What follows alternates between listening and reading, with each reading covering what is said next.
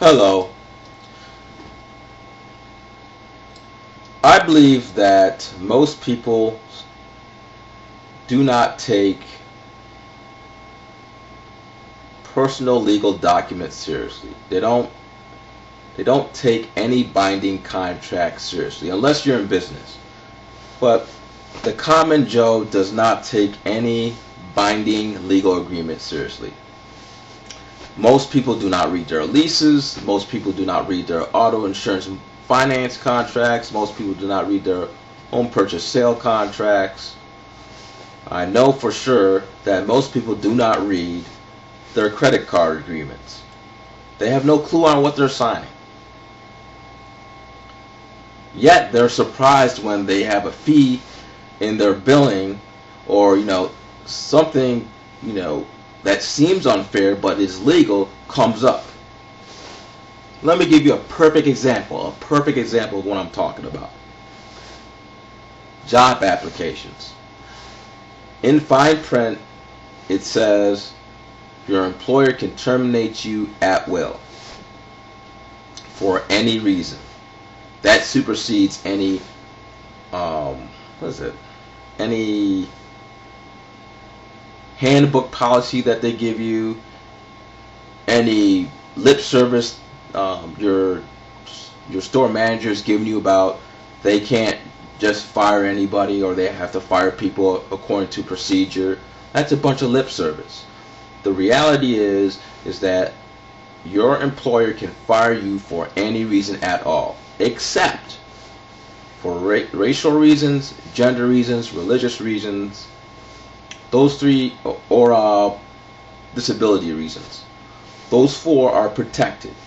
Everything else they can fire you for. How many people know this?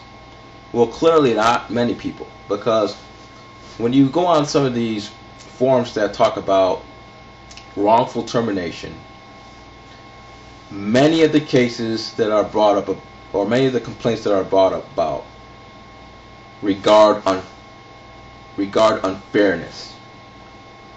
It's regarding somebody who feels they were not fired according to policy.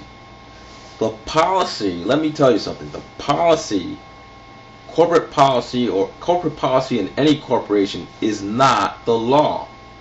They do not have to follow corporate policy or company policy in order to fire you. They can fire you again for any reason at all, except for the federal reasons based upon race, religion, sexual orientation, and disability. So that tells me that people truly do not care about reading any personal legal document, because in all honesty, the job application does not have much fine print for you to read. It's not like there's like 10 pages of it.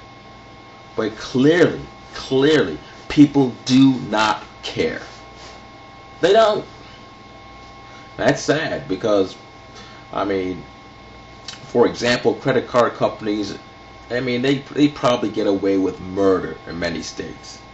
I'm sure they impose illegal fees because people have no clue that they are not allowed to do it. I'm sure that they have ambiguous clauses in their contracts. Some of them, not all of them. And why do they have these things? Because people don't care to read. Simple. I don't need to read it. I just don't understand it. Especially, and the biggest clue for me is how many people do not have attorneys review very important contracts when it comes to home buying. How can you not have an attorney? I just don't get that. Oh, I'll just ask my realtor. Oh, wow. Your realtor's really objective. They're really only out for your interest. Right?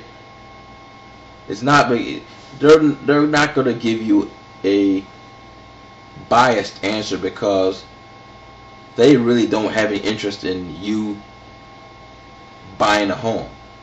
Come on, the realtor is a biased party. Okay? They want you to buy a home as fast as you can.